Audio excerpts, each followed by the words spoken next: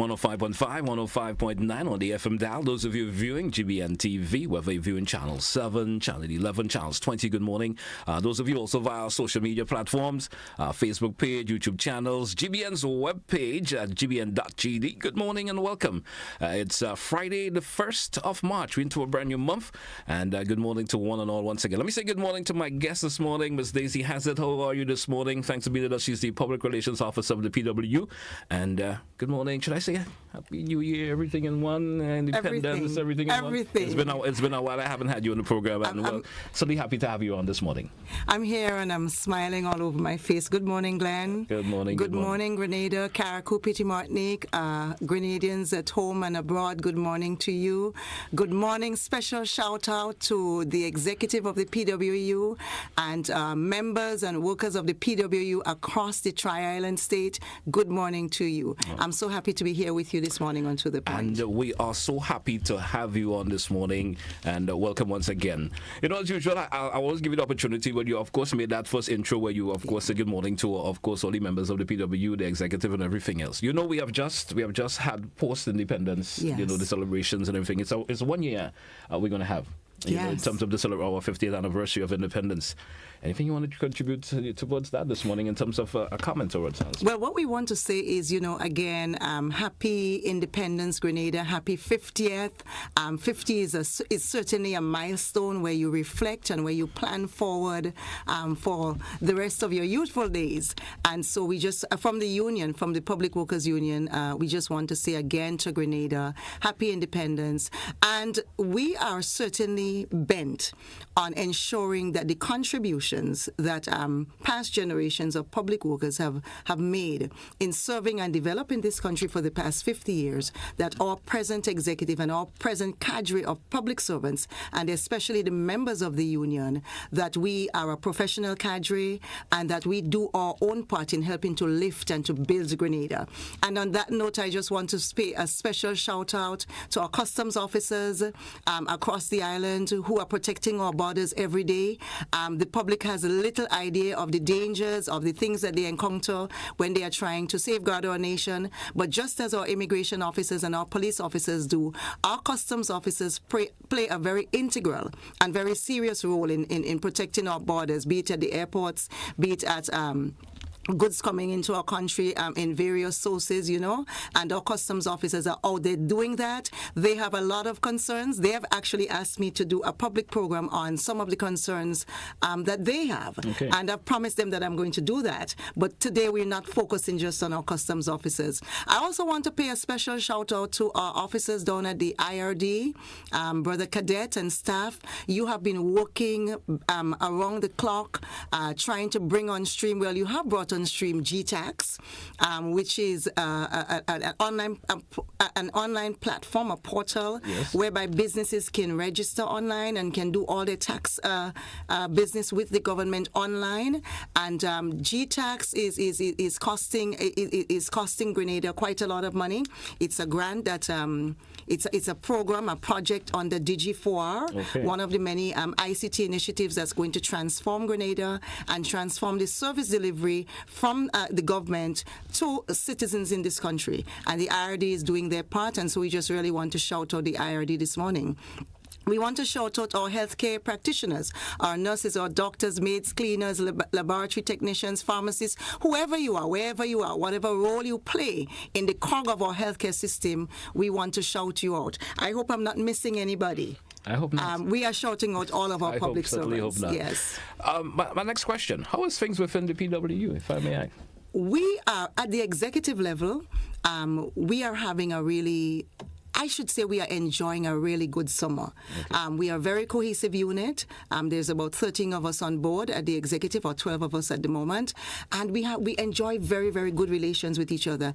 And so therefore the productivity, the level of output that we're able to accomplish together in furtherance of serving our members, that is really, really good. And last year, 2023, our focus was on helping to build a professional cadre of public servants, a more professional cadre. As the public would know, in the last 20 years or so, the ranks of our civil service, of our public service, has really been decimated. Civil servants have been demotivated and demoralized. A lot of persons came on board into the service without any formal orientation to the service, without really understanding who they are as a civil servant and what is that role that they play in the greater picture of nation building, how they can advance themselves as career professionals, how they can look at building careers in the public service, how they can look at perhaps you enter as a clerk, as a typist, as a secretary, and how you can work your way towards being perhaps a top civil servant in our country. And so since 2023, that has been the trust of our union, of our executive, and we are continuing that in 2024 by the grace of God. If I may ask you this, are you seeing a better way of the public service now in terms of how they distribute their services to Grenada? Are you seeing a better way of that being done now, let's say within the last couple of months or so? I would not say in the last couple of months. I would say that in general, we do have a professional cadre of civil servants, and there's been a lot of improvements. I'm working hand in hand with government. Government has been doing a lot of training. CABSEC and her team at the DPA, they've been PS Marshall. They've engaged former civil servants, persons like Mr. Aga Alexander and other civil servants.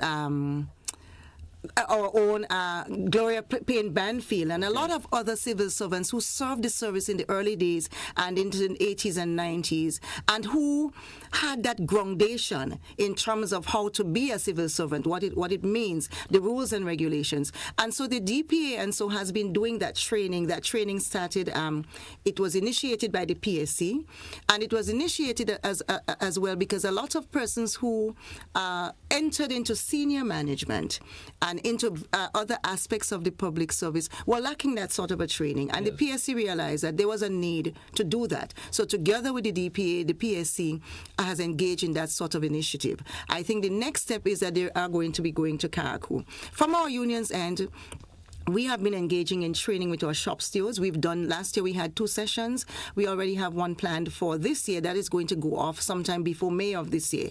And we intend to continue that sort of a training and calibration of our workers, but across the board in general, productivity levels are at a high. There is great output, but as you know, with everything, it is day to day, person to person. It is human people doing the jobs, and so how you may give your output from one day to the other is dependent on a lot of variables. But in general, the public service is doing good. All right, happy to hear that. To hear that. Now let's get into our conversation this morning. You know, industrial relations has always been a concern for the PW, all unions in Grenada in general. It's always it's never done. The work public, is never done. The industrial relations, concerns that you may have and so forth. Let's talk about some of the immediate concerns that of course that is sort of have a big of a plague, if I could use a word like that with nature to describe it for the PW. On the mind of the PW this morning, there are about 4 major concerns, and we want to speak about healthcare, and I'm going to leave that one for last. Yes. I want to talk about the TAMCC situation. The public is aware that there is an ongoing unease at the TAMCC because of the industrial relations there. Workers were not paid their increases in 2023. We are in March. Today is the 1st of March 2024, and they are already owed again for 2024, which means that retroactively they are owed for all of 23, and you're now already in the 3rd month of 1 year. We have to remember that these are workers who, for 10 years, had not seen any increases in their salaries. For 10 years. Recently, the chairman of the college, Dr. Wendy Grenade, put out a statement addressed the TAMCC fraternity, the TAMCC stakeholders. And in her address, she noted that the TAMCC staff, faculty, highly trained persons, highly qualified persons, and you at the level of tertiary education, your staff and your faculty have to be highly trained, because there is no way you are preparing persons for associate's degrees. There is no way that you are preparing our young people to go on to further their education at universities and colleges across the globe, not just Grenada, and that your faculty and your staff are not themselves highly qualified. But along with that qualification comes the salaries. They have to be paid. And so after having seen a period where they went without increases for 10 years, to be able to get the first payment in 2019, at the end of 2019, union and workers had to engage in prolonged industrial action. We had to take strike action. We came back again in 2022 and had to engage again in prolonged hard industrial action, strike action. And then you come to 23. Your counterparts across the rest of the public service, they are receiving their 4% increases. Government is budgeting and planning for that. And these workers, again, are seeing that they're heading down a tunnel where they are just not paid. And that cannot be reasonable. It cannot be fair. It's not logical for us as a society, as a government, to want to do that. It makes sense to pay the workers. It makes sense when you are planning and budgeting for TAMCC. That you plan to pay your workers. We have to congratulate the government that it has announced the initiative of free tuition, which means that in the minds of young people, once you're exiting secondary school, there is no barrier to entering the TAMCC when it comes to tuition. GT, if you and I want to return to TAMCC to take up some continuing education, to do a short course or a long program, we also have the advantage of free tuition. So that is commendable. That is something that we must congratulate the administration for. Yeah. But while you are planning for that, you have to plan to remunerate your staff. And so that's it for TAMCC. So tell me, what are some of the reasons are you hearing from the authorities, government particular? They are the head body of the Ministry of Education and so forth in terms of that non-payment thus far? Well, we have been engaging, union has been engaging with the Council of the TAMCC for a number of months now. There was also a meeting with the Minister for Education and officials at the Ministry of Education. Just last night, I think it was at 8:29 p.m., our President, Brother Brian Grimes, good morning to you, messaged us and said, I'm just finished at TAMCC. So it's long hours that's being put in by everybody across the fence to bridge that divide and to come to a conclusion about salaries. But again, I want to point to the statement that the chairman of the council made. And in that statement, and I want to quote, she said, they are awaiting Cabinet's decision and that the 2023 budget did not make provision for salary increases for TAMCC staff. So it goes back to provisioning, it goes back to budgetary allocations, and it goes back to how government plans to spend on the college. So that's where the buck stops ultimately. Yes. So and especially if you are not collecting tuition. I just want to stick that point in there.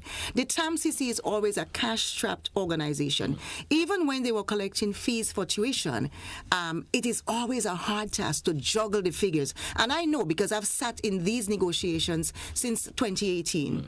It is the figures for TAMCC is always like a poor housewife trying to manage with a budget that just does not suffice. So when you take out the tuition, that revenue that the college was able to attract, you remove that. Government has taken that decision to remove that. You have to plan for tuition, and you must also budget to pay your staff. You cannot have the egg without the hen, and vice versa. A few weeks ago, I saw there was a small industrial relations actions taking place there at the TAMCC. Tell us a wee bit about that.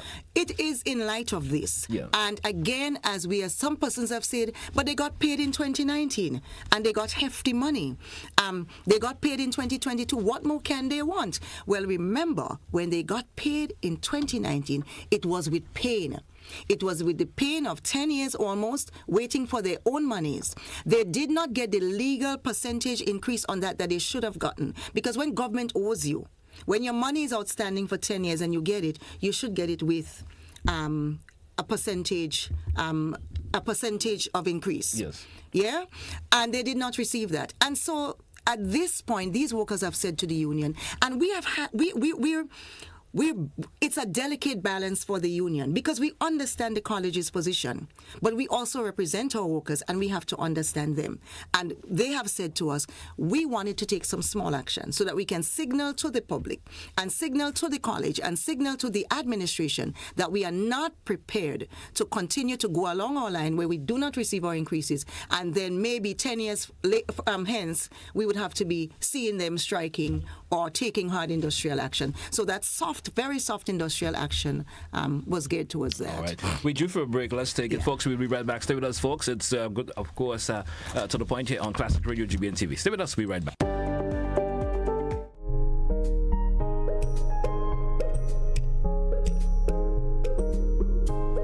Planning and Development Authority of Grenada, PDA, is enforcing regulations to curb illegal, disorderly, and unauthorized development in several locations throughout the state of Grenada. The authority is concerned that structures mainly associated with vending are negatively impacting the environment, has undesirable public health and sanitation consequences, present obstructions to vehicle and pedestrian traffic, can become projectiles during adverse weather conditions, and generally affect the aesthetics of the nation.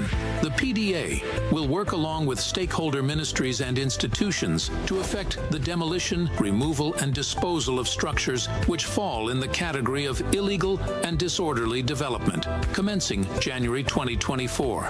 In this regard, persons who vend in or occupy such illegal structures are advised to secure their personal belongings and have the structures removed ahead of the planned PDA demolition operations. These actions of the PDA have become necessary to safeguard and protect public health and the environment, ensure the safety and well-being of all citizens and visitors, discourage any future disorderly construction, and encourage compliance to regulations pertaining to physical development in the state of Grenada. This is a message from the Planning and Development Authority of Grenada.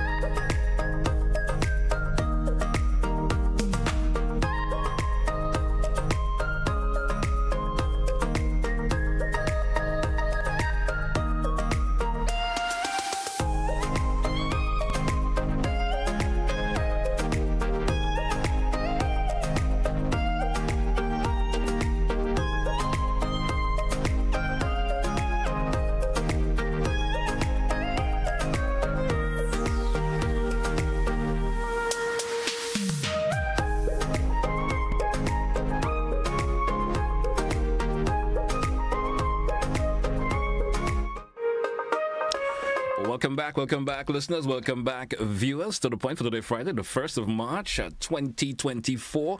Once again, welcome back, of course, Ms. Stacey Hazzard with us this morning. Our next level of conversation this morning. Statements has been thrown around. Of course, you've been hearing on the various talk shows and so forth pertaining to the demoralization, statements that have been made as relates to workers, in terms of, the financial clerk, by the financial, of course, Minister for Labour, here things happen up, Minister for Works, in light of the late salaries and all of these statements that have been going prolonged for a bit. The non-payment of the 4% increase, and all of these conversations has been going on. That has been a way of demoralizing workers. What's the union's take on that? The union's take on that, we have heard the statements made by Minister for Legal Affairs. We've also heard the statements made by Minister for Finance. We've seen in at least the last 6 weeks and even more, just a concerted and prolonged attack on the public service.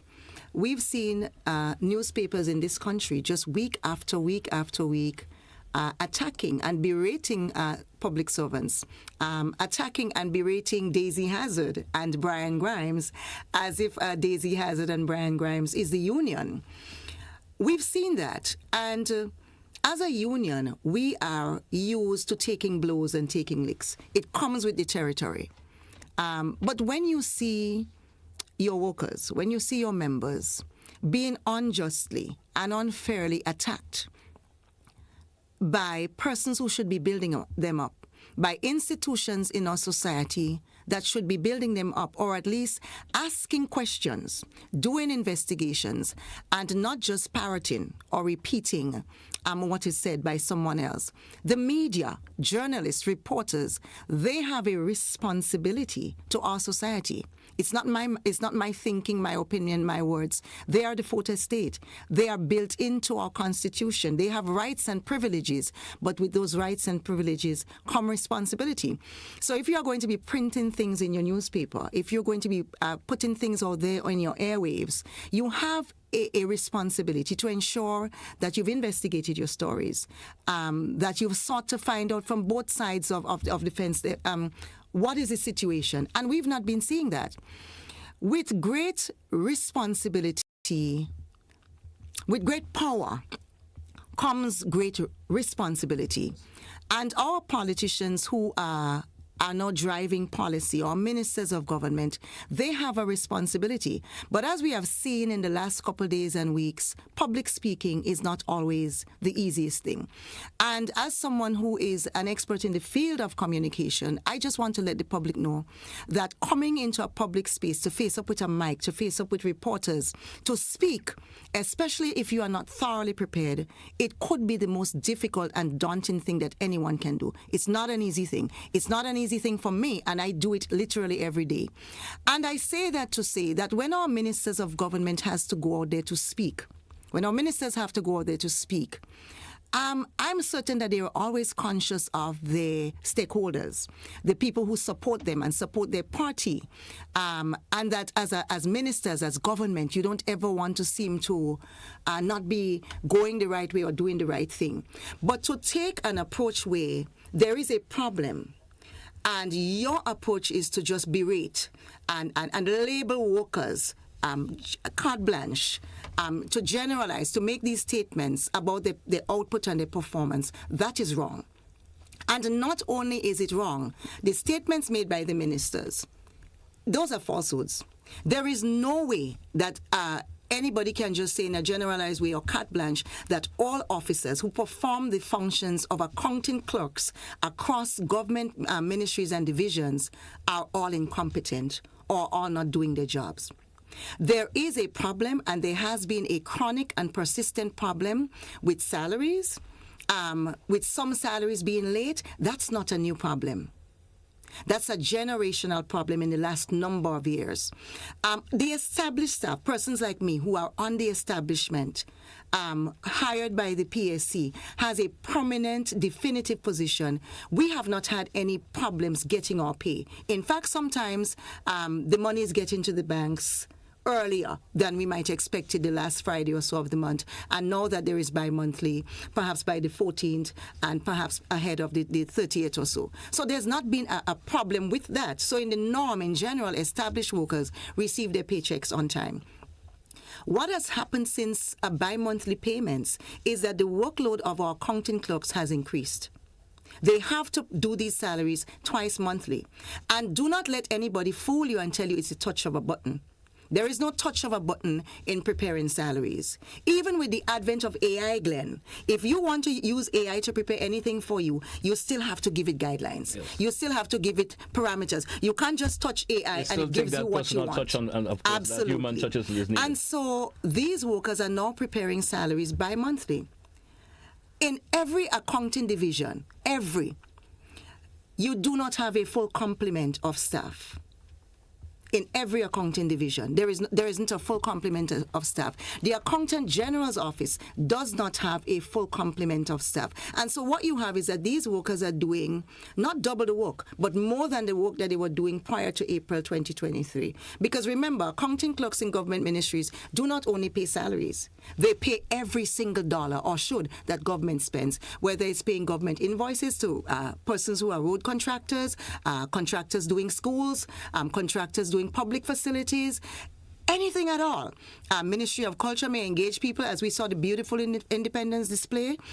And I want to shout out at this moment, congratulations to Mr. Mark and your team at the Ministry of Culture. The displays that we saw from the bigger bands, the groups, the singers, the dancers, and so the school groups. Mr. Mark and your team, you did a brilliant job. And so coming back to our accounting clerks, they have to do all of that. Now, you do have a category of workers who are not established, and their invoices have to be prepared every single month. Now it has to be prepared twice monthly. And when when an accounting clerk has to pay someone, let's suppose someone comes into the system new, and you're an accounting clerk and you have to pay them, you have to get that directive and instruction from somewhere. That directive comes from the DPA. That directive comes from the PSC. And there are 4 steps that has to be taken by 4 different persons across 4 different departments for any one person to receive a paycheck if they are new. So there's no touch of the button, there's no magic button. The problem of persons where invoices have to be prepared for them every time they have to receive a paycheck from the government, whether they've been working with government 11 years, 5 years, 6 years, that is not new. It did not start in 2023. There has always been instances where some people get their pay a day or two late. I've been speaking to finance officers across departments. I've done that research. I've walked about, and I've done it in the last several weeks.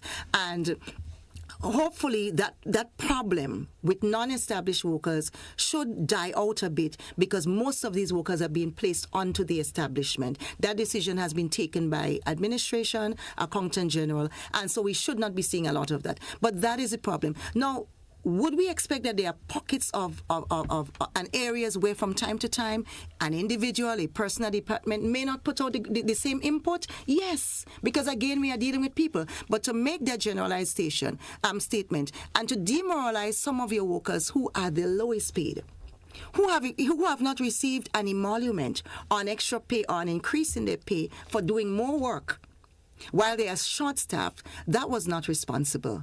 And I really, really want to say to our ministers of government and to persons who are in the media out there, you have a responsibility.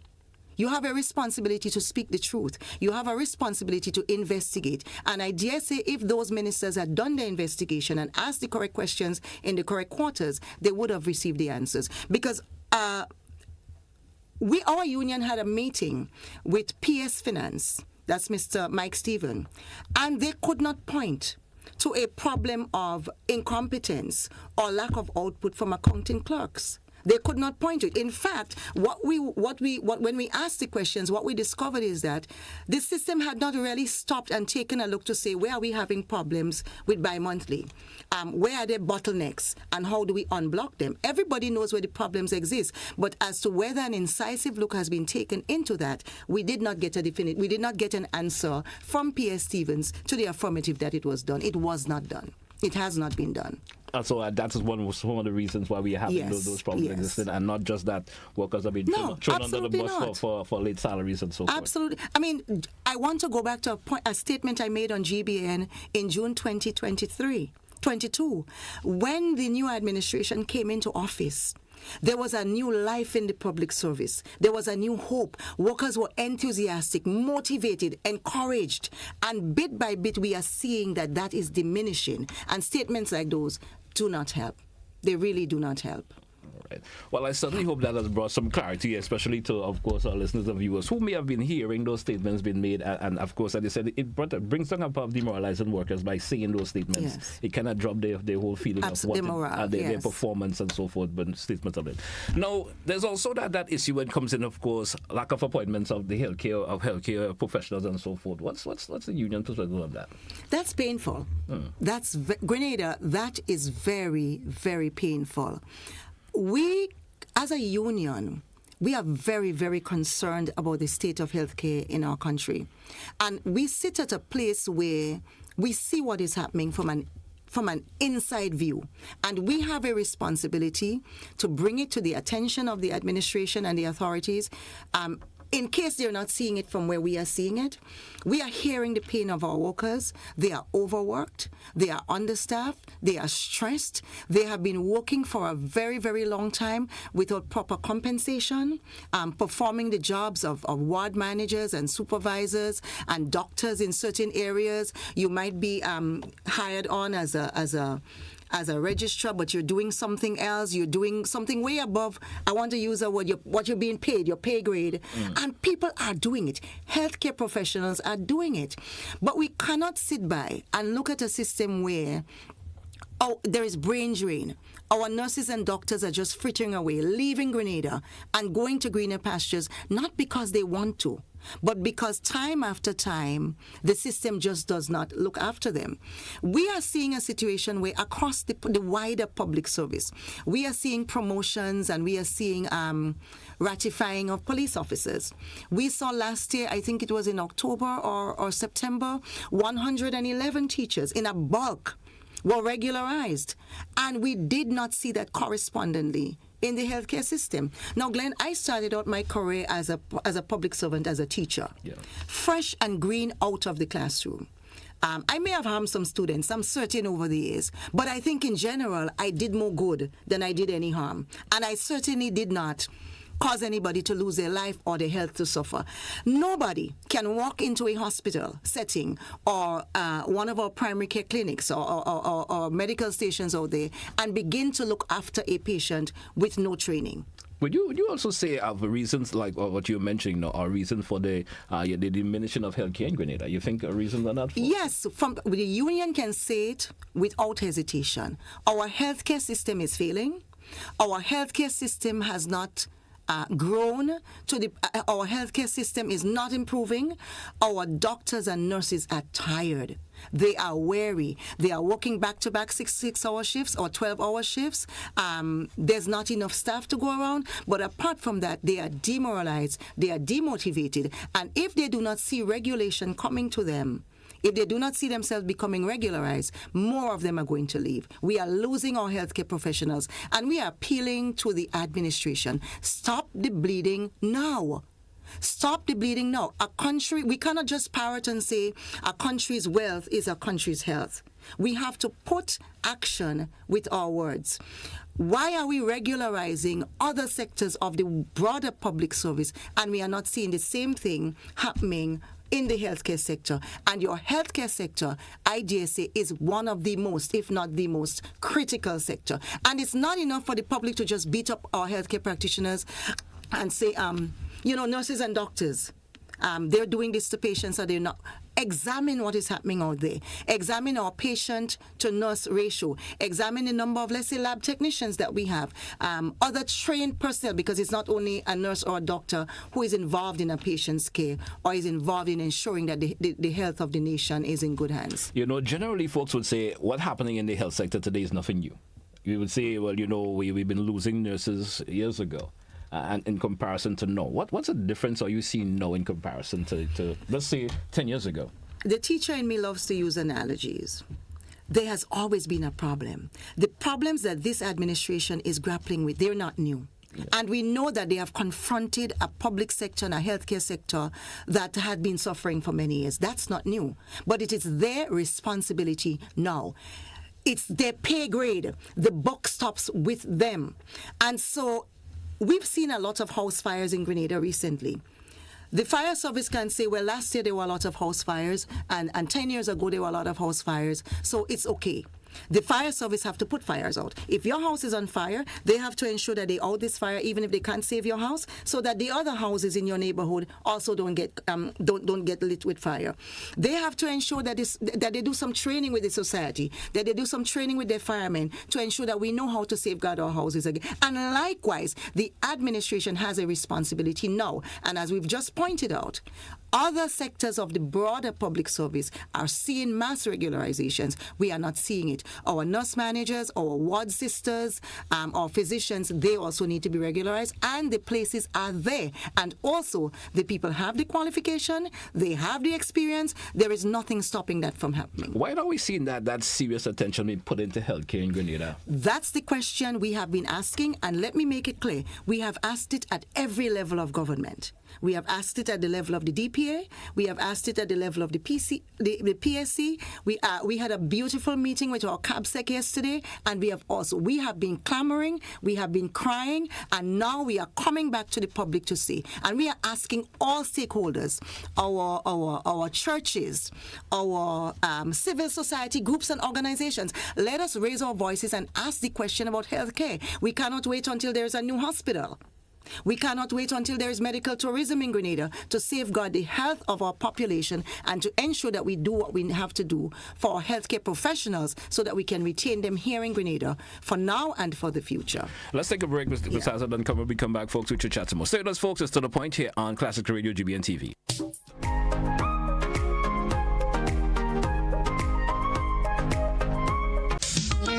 You mentioned the wing high, then you have things like man, you must come back, you know. We have the low folder. It is kind of like the same man, and it's just different name for the same kind of thing. And last but not least, I just want to say to all the men who saw me, call me, and ask for a piece of cake.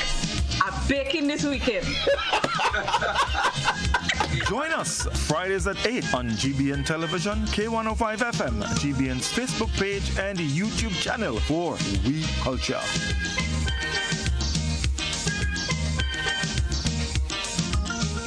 Calling all sports enthusiasts. Get ready for an unforgettable weekend of athletics excellence. It's the Ariza National Athletics Championship happening on March 2nd and 3rd at the newly refurbished Kirani James Athletic Stadium. The thrill of the track, the grace of the field events. You won't want to miss a single moment. Admission, main stand, finish line, $30. Main stand, $20. Or bleachers, $10. That's right. You'll get to witness incredible feats of speed, strength, and skill. Plus, you'll be part of an electric atmosphere filled with fellow fans and supporters, all cheering on the athletes as they strive for greatness. Mark your calendars for March 2nd and 3rd from 11 a.m. and join us at the Kirani James Athletic Stadium for the Ariza National Athletics Championship.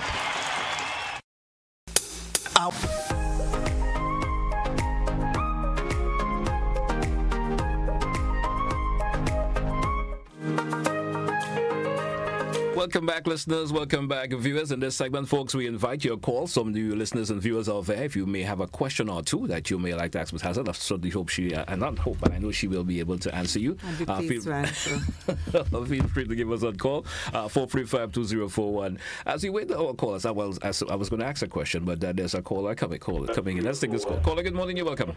Good morning. I'm listening to Mrs. Daisy Hazzard. I'm listening to Mrs. Daisy Caller, before Hazzard. you continue, would you mind lowering the radio or the television in the background, please? It's distracting you. Could you lower it, please? Right.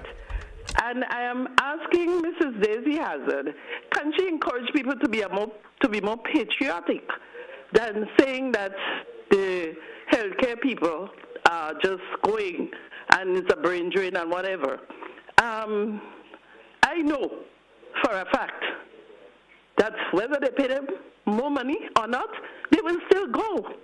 What we have to do is to encourage people to be more patriotic. All these doctors and nurses, many of them, they have not paid 1 cent. I'm angry for their education. They went to Cuba, they went wherever. But America is attractive, England is attractive. And they just come back and they wouldn't give a day's service. And they're gone. Encourage them to be more patriotic. We could have all gone abroad. Encourage them to be more patriotic. The pay may not be the same as America, but at least they can stay here and serve. Be more patriotic. That's what she needs to do instead of talking rubbish on the TV. Thank you, caller. Thank you so much. Any response to the caller? 435-2041. I'm sorry that you're so angry, and I hope that you can get over the anger. I'm not speaking rubbish. What I'm saying today and what I'm doing today is making a clarion call to all of Grenada. Patriotism does not put food in people's belly. And let me tell you something.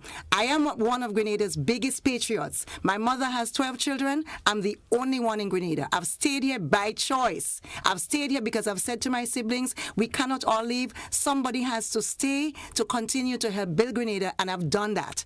And I want to say, our nurses and doctors who are here, They are patriots. The ones who have left, they have not left because they are not patriots. They have not left because they do not love Grenada. They have left because the working conditions are bad. They have left because the pay is bad. They have left because patriotism does not fill their belly and cannot look after their children. And so what we are saying today is, just as other sectors of the public service, or police, our nurses, our policemen, our teachers are being regularized, let us urge the administration to regularize our healthcare sector, persons within the healthcare sector now, before it's too late, before they leave. All right, we do have another caller. Caller, good morning, welcome. Hello, good morning. And good morning, Miss Hazzard. How are you doing? Miss Hazzard, I just want to thank you for the little education you share. That will make me change the way how I think about some of the public servants, workers, because the explanation about the salary, pay late, and thing I didn't know. So education need to pass on so we'll be able to think differently.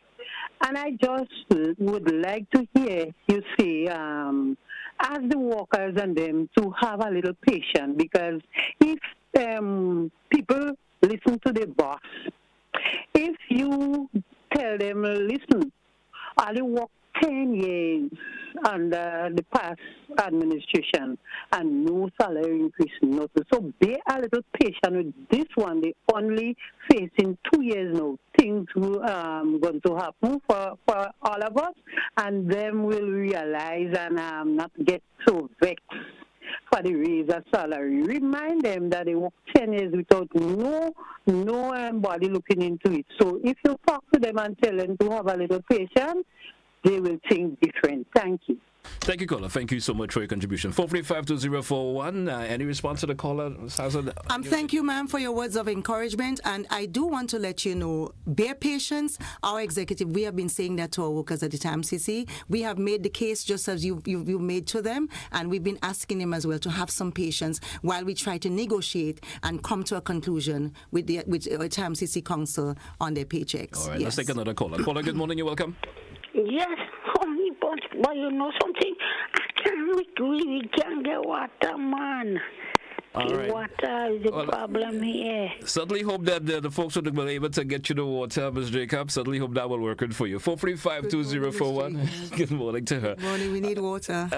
Don't forget, you can also give us a call via the WhatsApp, 435-2041. Now, of course, Ms. Hazzard just have a couple more minutes with us this morning. Let's take another caller. Caller, good morning. You're welcome. Caller, good morning. Hello, good morning. Good morning to you. Go right ahead, please. How are you? Doing fine. Go ahead with your contribution, please. Well, thank God for His grace and His mercy. Good morning. I forget the lady name. Just morning to you. I forget your name. But I know you're from Granville. Listen to me. The point I'm making is that we looking at the government to do everything, but the point is, we as individuals, if we get ourselves in different little groups and whatever, and get ourselves to do little different stuff to help ourselves, God will make with us. You understand? We can't sit down definitely every time and depend on the government. Who is the government? The government is we. End it. Yes, caller, go ahead, please, as we move along. Go ahead. The government is actually we, you understand? So we have to learn to turn ourselves in life and do things to help one another. All right, caller, thank you so much for your contribution this morning. Let's take another contribution, this one. WhatsApp caller, good morning, welcome. Hello, good morning. Hello, good morning. Good morning to you. Go right ahead, please, caller. Yes, why is it all of a sudden Daisy Hazzard and Brian Grimes and them got teeth now to bite on this government, which is only 18 months old, whereas they had a government there for 23 years and they couldn't bite. They had no teeth. What's wrong with them now? Respond to that caller. I don't think you can be speaking about this Daisy Hazzard or that Brian Grimes, because Brother Grimes has been in the labor movement for even longer than I have. His track record is solid. His track record of representation in the public domain is solid. My track record from 2018 to now in the public domain, representing workers even during COVID, when we had to be protesting, walking in the rain, in the sun, walking after our pension, that's solid. So your comment is not with merit at all. All right, let's take another caller. Caller via WhatsApp. Good morning once again. Good morning, Mr. GT, and how are you? Doing pretty well. Go ahead, please. Yes. Miss Daisy, do you believe in performance appraisal and job evaluation, that if someone is in the job, that they get increased sometimes based on their performance and job appraisal? And secondly, I'm not really with the first color in people living brain drain. I always say that when people get scholarship from government, at least I believe they must put a bond on them to work certain amount of years. What we have seen, people mainly, they look for the money, and so they leave Grenada and they go out there, sometimes believing the past years are greener, and they pay liquor heed that the taxpayers' money that sacrificed to give them this scholarship where they can contribute. So I think we have to speak to people to get a government scholarship, serve the country, and let the public service know job appraisal, performance appraisal is very essential. All right, caller. Thank you, caller. Thank you so much for your contribution this morning. And respond to the caller. Thank you, caller. And you've literally hit upon the newest initiative that is happening within the public service right now. We've been having ongoing conversations. The DPA is having training and orientation of officers across the service in a new type of appraisal performance management system to ensure that each and every single worker across the public service has a rubric whereby he can plan for his performance and manage his performance, and that performance would determine whether persons can receive remuneration in terms of increments and that sort of a thing. The union, as I said from the start of this program, productivity and professionalism is what we are geared towards, what we work towards for all of our workers, what we want from all of our workers. All right. Yes. I know you have to run out. We can take one more caller. We take one more call. Let's take that one more caller then. Caller, good morning. You're welcome. Guess we lost that one. Let's take this one via WhatsApp. Caller via WhatsApp. Good morning. Welcome. Good morning to you. Caller via WhatsApp. Caller, good morning. Good morning. Good morning to you. Caller, go right ahead with your contribution, please. Yes, I like the older folks. There was a gentleman who was in his 70s, and he predicted this. And he said this. He said, give these people a year to 2 years. The Brian Grahams and the Daisies and what have you. Give them a year to 2 years, and they'll be back on this government back. It doesn't matter what they do. They will find ways to try and destabilize them. Is this true? I don't know. But a gentleman said certain things, and it seems that it's true because apparently these people are not acknowledging anything that has happened over the last 18 months. And I know everybody knows that the doctors and nurses got some kind of assistance just to stem the flow of people leaving while government tried to repair it. Can they repair it in everything that was left for them to do in a year or a term? I doubt. I just think that at the leadership level is where we do not have patriotism. Talk about the unions. Bye-bye. Thank you, caller. Thank you so much. Sir, what I would want to say to you is that you've made political statements. My role on this platform here this morning was not to make political statements, and neither did I make political statements. What I did was to conduct my responsibility as part of the labor movement in Grenada.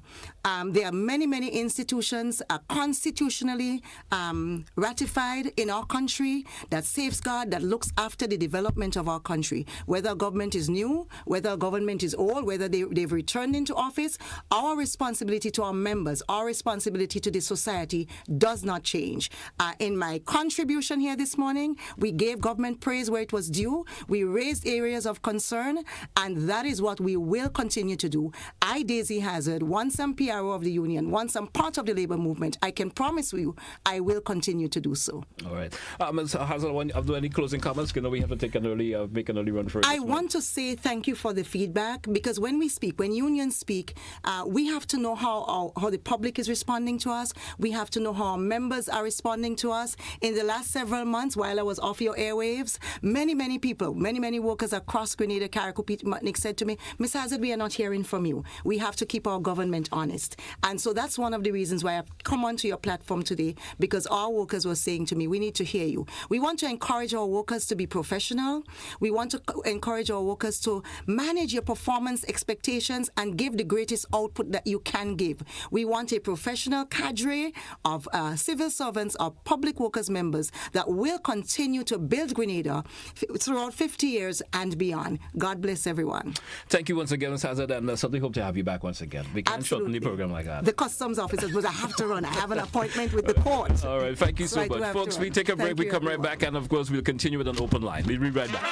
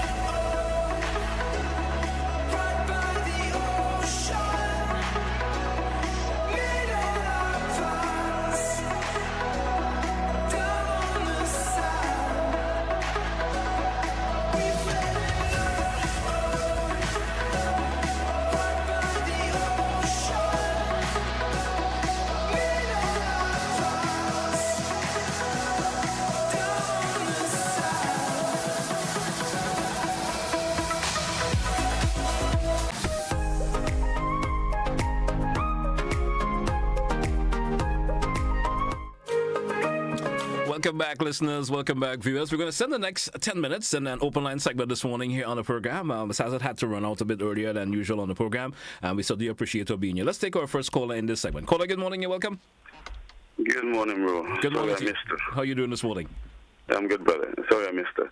But I listened to most of the callers, and I'm kind of disappointed because the union represent the workers and the workers' interests. They don't represent political parties. People have to know that. They may support the party, but they don't really, go with the party. They go with the people's and the workers' interests. And to me, unions are very important because what bosses now are doing to the workers right now, those that is not unionized. Just imagine a woman working in a particular place. Because the minimum wage gone up from a monthly salary, the boss come on there and tell her, you know what, I'm going to put you on day work. So I'm going to give you 3 days a week. Just change it like that.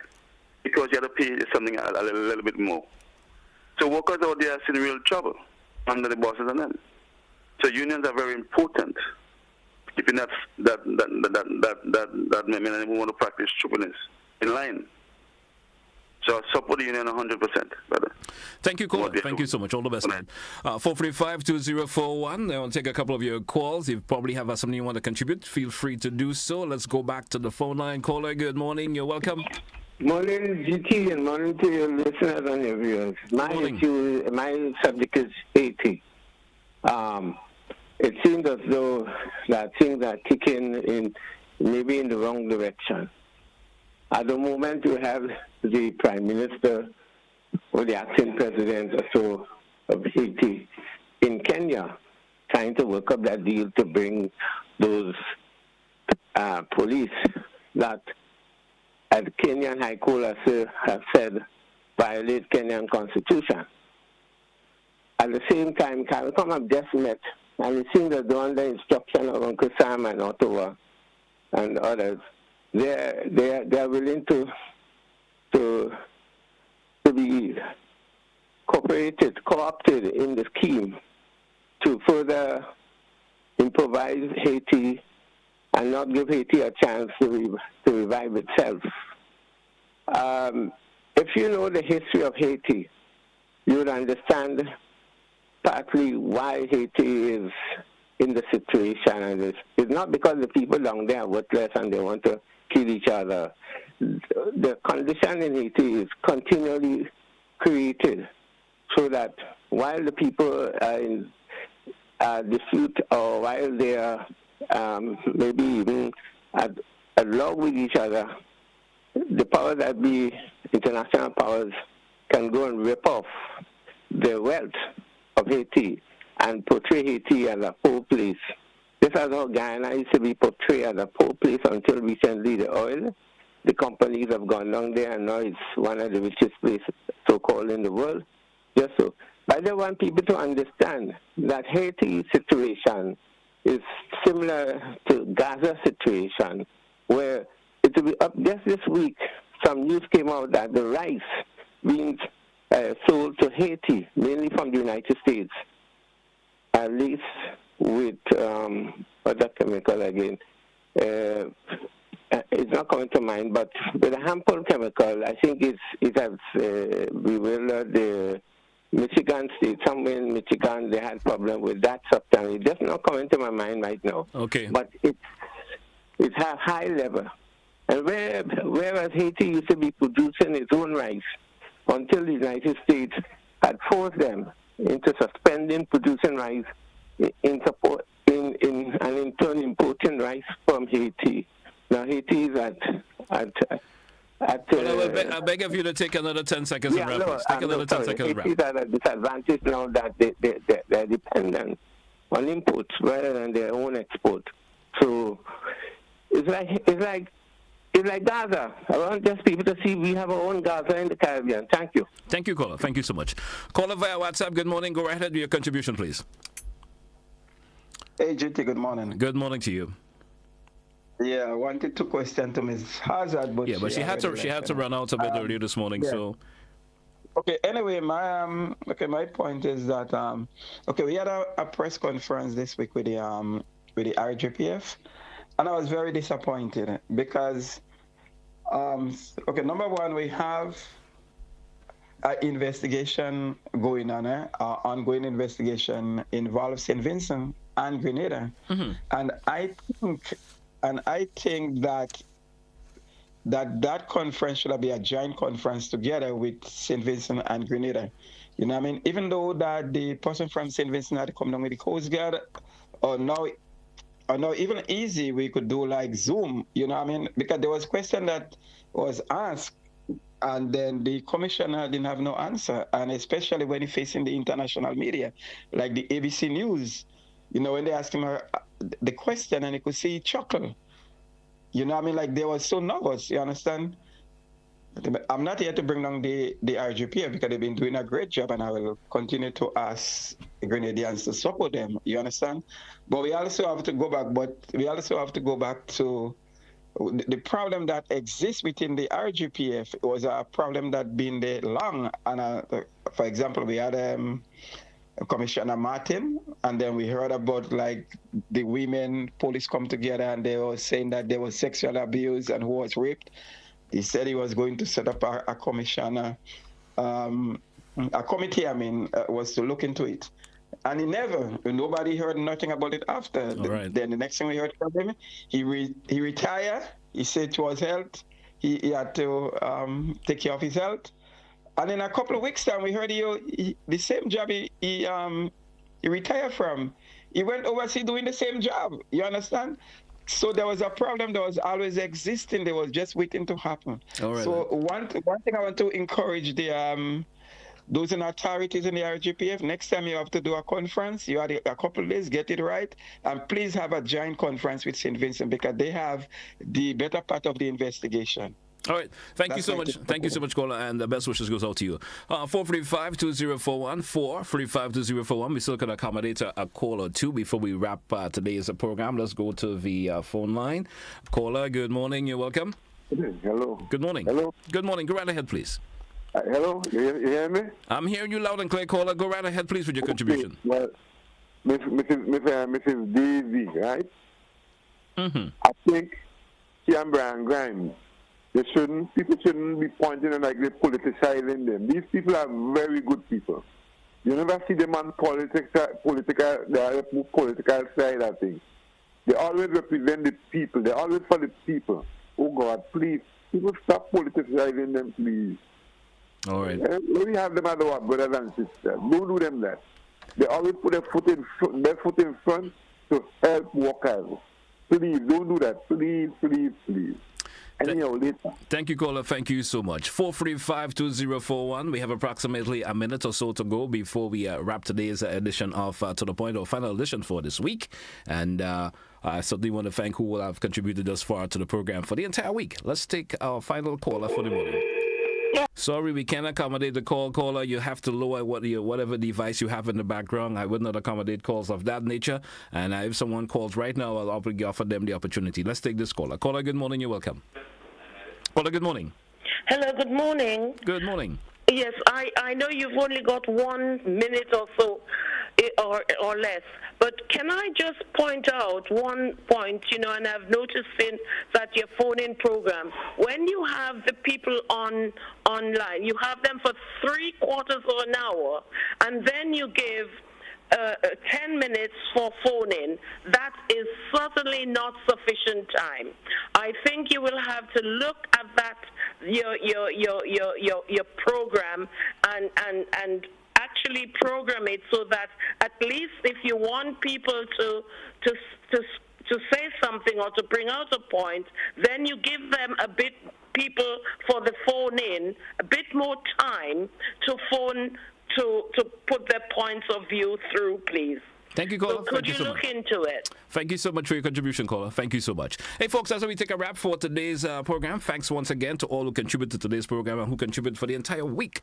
Thank you so much for being part of To The Point. That's where I say goodbye for today.